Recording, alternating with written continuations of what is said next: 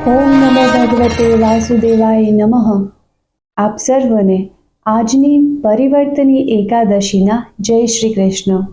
ગાથા સનાતન ધર્મ કથા પર આજે આપણે પરિવર્તની એકાદશી વિશે જાણીશું. હિન્દુ પંચાંગ અનુસાર બધી એકાદશી વિષ્ણુ ભગવાનને સમર્પિત છે. આ બધી એકાદશીનું અલગ અલગ મહત્વ છે, અલગ અલગ વ્રત કથાઓ છે તથા અલગ અલગ નામ છે. ભાદ્રપદ મહિનાની શુક્લ પક્ષની એકાદશી એટલે કે પરિવર્તની એકાદશી. આ એકાદશીને વામન એકાદશી પણ કહેવામાં આવે છે.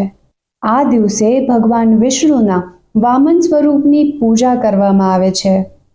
ભાદ્રપદ શુક્લ એકાદશીના દિવસે ભગવાન વિષ્ણુ યોગ નિંદ્રામાં પોતાનો માર્ગ બદલે છે, પડખું ફરે છે.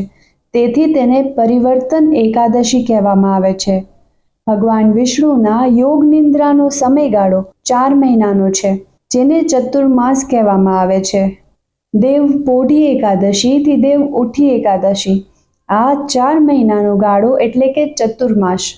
પરિવર્તન એકાદશીના દિવસે ઉપવાસ સાથે ભગવાન વિષ્ણુના વામન અવતારની પૂજા કરવામાં આવે છે.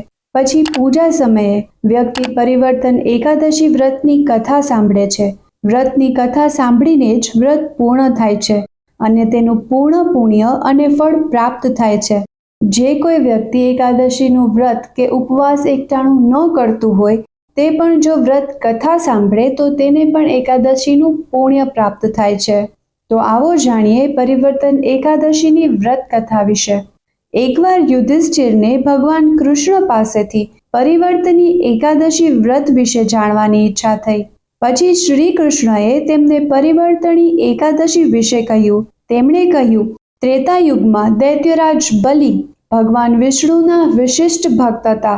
તેની શક્તિથી ઇન્દ્ર અને દેવતાઓ ડરી ગયા. તેને ઇન્દ્રલોક પર વિજય મેળવ્યો અને તેના ભયથી બધા દેવતાઓ ભગવાન વિષ્ણુ પાસે ગયા. ઇન્દ્ર સહિત તમામ દેવોએ ભગવાન વિષ્ણુને રાક્ષસ બલિના ભયમાંથી મુક્તિ મેળવવા માટે પ્રાર્થના કરી. પછી દેવોની સહાયતા માટે વામન અવતાર લઈ ભગવાન વિષ્ણુ રાક્ષસ રાજા બલિ પાસે ગયા અને તેની પાસે દાનમાં 3 પગલાની જમીન માંગી. બલિએ વામનદેવને 3 પગલાની જમીન આપવાનું વચન આપ્યું અને તરત જ વામનદેવે પોતાનું પ્રચંડ સ્વરૂપ ધારણ કર્યું. તે પછી તેમણે એક પગલામાં સ્વર્ગ, બીજા પગલામાં પૃથ્વી માપી લીધી. પછી તેણે બલિને પૂછ્યું કે તે ત્રીજું પગલું ક્યાં રાખે. બલિએ જવાબ આપ્યો, હે પ્રભુ, ત્રીજું પગલું તમે મારા મસ્તક પર રાખો. અને ભગવાન સમક્ષ પોતાનું માથું નમાવ્યું.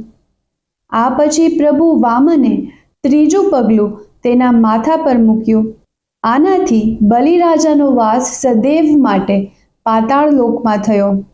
આ રીતે ભગવાન વિષ્ણુના વામન અવતારનો હેતુ પૂર્ણ થયો અને દેવોને બલિના ભય અને આતંકમાંથી મુક્તિ મળી.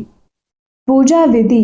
પરિવર્તની એકાદશીના દિવસે વ્રત કરનારે સવારે વહેલા ઉઠી સ્નાનાદિથી પરવારી પૂજા કરવી, ભગવાન વિષ્ણુની સ્થાપના કરવી, તેમના પર શુદ્ધ જળ ચડાવવું, પંચામૃતથી સ્નાન કરાવી પાછા શુદ્ધ જળનો અભિષેક કરવો. તે પછી ભગવાનને ગંધ, ફૂલ, ધૂપ, દીપ, નૈવેદ્ય વગેરે પૂજન સામગ્રી અર્પણ કરવી, વિષ્ણુ સહસ્ત્ર નામનો જાપ કરવો તથા ભગવાન વામનની કથા સાંભળવી, ભગવાનને નૈવેદ્ય ધરાવીને આરતી કરવી અને બધાને પ્રસાદ વહેંચવો. પરિવર્તની એકાદશીનું વ્રત અને મહત્વ. વિષ્ણુ ધર્મોત્તર પુરાણ પ્રમાણે વિધિ વિધાન સાથે પરિવર્તની એકાદશી વ્રત કરનાર લોકોને વાજપેયી યજ્ઞનું ફળ મળે છે.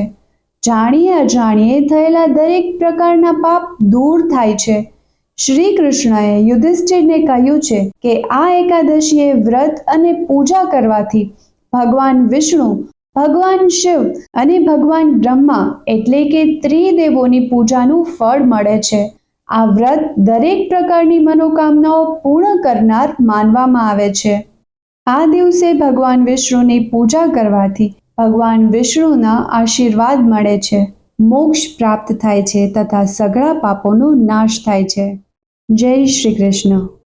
વર્ષ દરમિયાન આવતા અન્ય વ્રતોની વિધિ જાણવા માટે આ ચેનલ સાથે જોડાયેલ રહેવા માટે સબસ્ક્રાઇબ કરી બેલ આઇકન પર ક્લિક કરવાનું ભૂલશો નહીં.